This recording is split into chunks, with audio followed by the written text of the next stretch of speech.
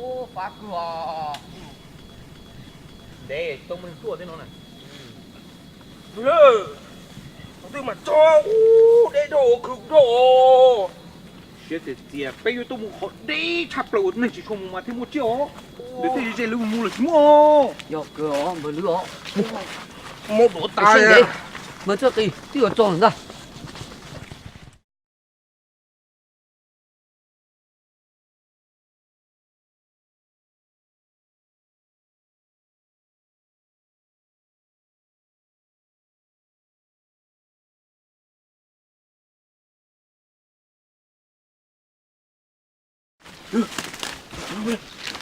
Mới lúc chế thế thì mới ít tu cũng câu lúc bên này thì chế hú. Thiệt sao? Mở lửa. Hà giống một tên nó nè. Một bà trẻ nhỏ một tên hình nhỏ đi nói nhưng chưa nhanh được. Đa số. Bờ chỉ rồi, đừng không đi nó chưa đã, neng số. Bé một sai dùng từ. Yo. Nhớ rồi à, đúng không? Cú có giống sai bé à?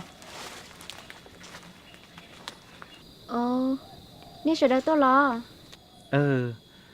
Tôi mua có giống sai bé à, bé tôi giờ hai giống thứ bé chưa能陪哦。ấy giờ linh đàn nè ho, giờ tôi mua giờ cả thứ ho. Chỉ tao bảo lý theo. Ấy ta trả lời nó bóng một chia thế này à. Ấy chẳng trả nó cũng mua thế là mà. Giờ hạt tiền nè mua giờ chỉ tao theo so, là son đời của chế nào là tao khờ. Ủa liền à, chị bé thọ xong được có chuyện này, giờ bé giờ đấy giờ tao tê lo, trong tôi chị bé đặt cái lò bự hơn nó. Dạ. À. Uli tao khờ, chú Uli chào. Ấy tôi mua chỗ cây lên nhỏ xưa là mua con nhẹ theo có xin cho con nhỏ theo. Chú của tôi nữa là nhỏ là sao? Thảo của nè thế của chị là cho bé là nhỏ trong đời nó. Của nè thế của chị tao cho ước chế chú ăn nó mua nhỏ là sao? Có tôi lúc bây giờ tôi đỡ. Giờ rồi mà. Nhớ trong mà bơ. Nói chung mà, Bé tiệp bé tôi giờ hai giống này, bé tôi nói có xong nó à. tao mà cũng mà cho nên một hai giống mà. Chị bé muốn không tức rồi nó nào. Tao cơ. Cứ biết cứ cái kiểu tôi ở đây đâu. Một lúc tôi đã bỏ tao tôi chơi nhà nó.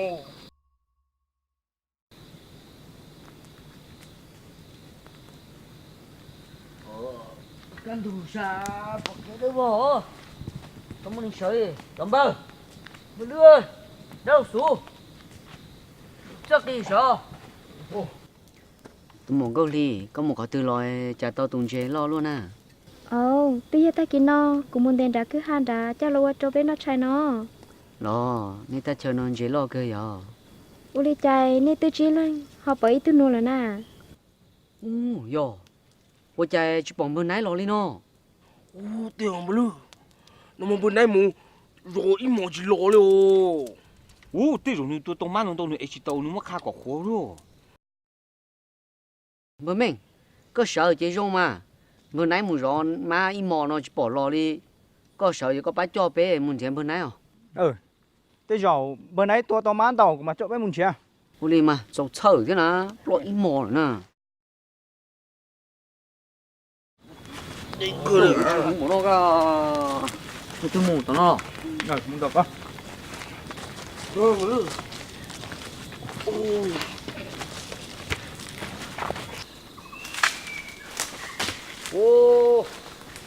Tao tua rõ má nó là một tí bông bông thế nó đi. Chú can tiền luôn. Chỗ nó kia lo. Chỗ nào à? Nó kia. Tung rộng thế nó tung ta xuống này rồi. Làm mò gì? Cho bữa nãy tôi rồi nó cho con đồng nó rõ má nó à. Gì ở nhau thà trả nó xem là một từ nè. Thì cũng mà lo cho bữa lứa một trò cá thì cũng lo chụp bỏ cho bữa nãy một từ nữa. Giờ đi con on chơi. Bây giờ tôi chỉ phải muốn thế chứ bỏ bóng bên này rồi. Thấy này ông bà nó nè tôi nè lá nè Chẳng hành được hay. Chị nè bé lên nè một bố bé cổ trống nó em bự lữ ta là cá trống nó tung ngoài bé hôn thế chứ bóng bên này rồi. Nè. Bên này ơi. Lứa. Có tư ơi. Tư ơi. Bên này. Bên này ơi. Bên này ơi. Ông Tư ơi. Ông Tư ơi. Con tư ơi. Bên đây. Bên đây. Có bên đâu. Rồi. Bên đây. này nó tưởng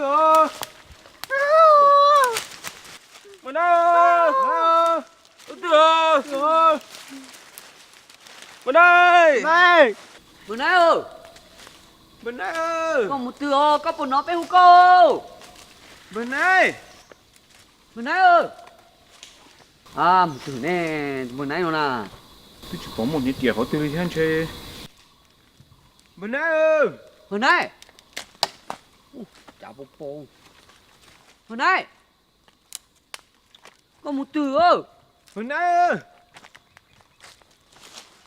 mà này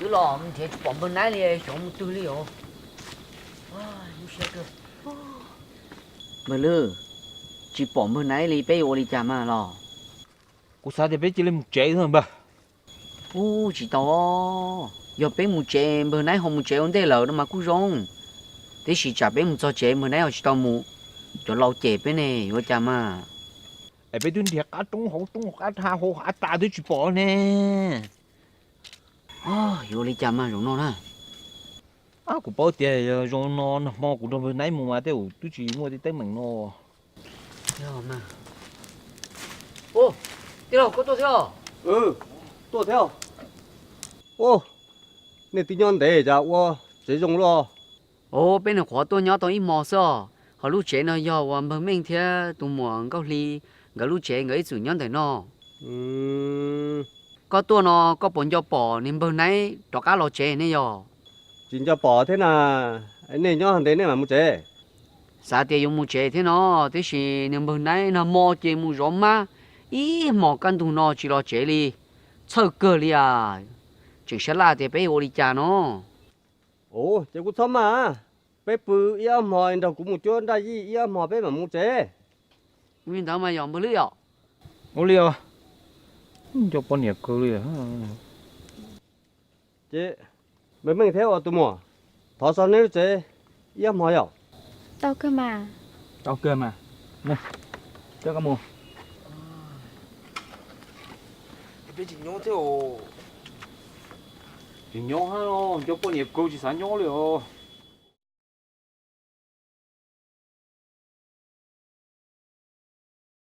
xe của bé xe của blog của chi ô dùng ô hay dùng chỉ đây ô dùng bên này mà cũng cho khăn trời mà nhớ xe hiện ô mở cho tê ờ có buồn thôi cũng muốn đồ cá, bắt tao cũng say nên đây đồ cá trống cú. muốn thì cũng nhận đồ cá cơ. Nó. Đi lâu theo cháu bờ. bữa tỉnh Thì nên nhớ đồ cá hả? Ủa đi đâu mà, ui sao, bơ lư.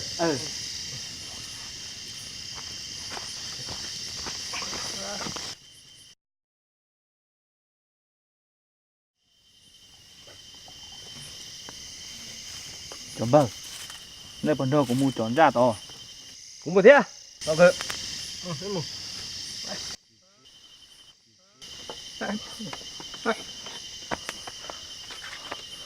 Nó tỉnh con hơi bé mua tròn ra to. Ủa tròn to nên mua sao? Nên tôi muốn cho trông chế của nhỏ cháu tay to này làm đây. Để bé mua. Ủa lìa. Mua rong sáng à?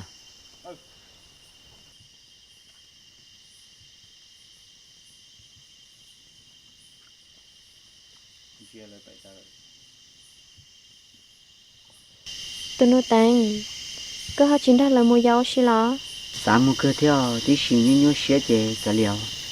Cũng mà đi cháu tờ tỏ lời lần đây xưa. Yuli có họ nhớ sẽ đã chỉ nó Nhưng mà biết sao cũng nên chế xa xa mua hình liều. Cụ giấy trong nhuận cho rồi dùa cụ lần cho lại nhỏ sư. Cụ túi chua thì hà nó to ở bên nó lại thế. Tí rau lại tí chế cụ hình lọ. bây giờ có nhớ sẽ hai tia trả tí vắt tí chế họ liền sọt nhoi lời gì chế con nào đó Ủa cho có con cái xế thế tao tao của. cũng ta sẽ cái làm mà vì hai tia của lo cô ta thâu luôn nè rồi lấy cao là đôi là theo Nó. tụi nó tàng đầu rồi nó tôi cho trong đó là trả chỉ tao luôn ứ một nhà họ trẻ giờ Số lý cha tụi mong có lý bố có cho vì tao khó tiền số có thể cúi ở lên là sư trả nên chung sai bố có cho nó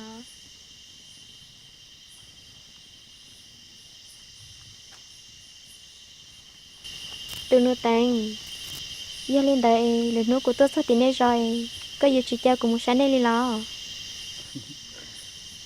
à cây một sữa cây ơi một sữa cây một sữa cây có từ nữa uống cô đi có xa có tôi đã chỉ được ý này nha tí giờ tụi nó tặng hai tia tụi nó sắp bao lần này của tôi muốn tiền này sẽ để có học bỏ nữa nè giờ mà giờ pro từ tia đã chị đã chị nó ra đâu ta chỉ mua cũng nhớ được rồi con trai ó có hai lý coi ô đi cha có cho chăng nè là chừng á giờ có chừng có chỉ muốn sẽ thấy theo tuổi cái của lúc đó chứ má nè chị chừng nè cha có lúc lại thì chẳng uống đó đi nhà những mà đi nhà mới được ông dùng đi ông nhớ để ý nhà đi những khi anh chơi được có tiền thế rồi tôi bảo có nhiều cái nữa trẻ nó mà hộ đi nào giờ chúng chết nó có thứ thiên nó to gò tối nó giờ li có bộ cả một cái lúc lại tôi của nó thôi mày lúc lại mà tan ra lúc chuyện ra rồi sẽ có sợ đâu có thứ mỗi tao có tao chỉ chuối không có chỉ tao chọc bao hộ chơi chơi rồi đi lo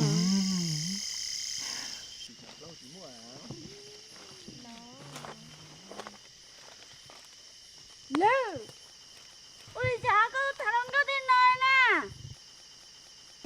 anh nhá ôi chả có tôi hỏi nó thế Coi phải cho li, có cái tua tiền giống như để cái tôi thằng nó lông cào bây giờ. là cho ai tụi nó cho tụi mồ ho Chính chứng là cô ra. đi ho anh nhá cái gì sấy câu chuyện cũ thế nhưng một số là gì ho Ôi, ôi.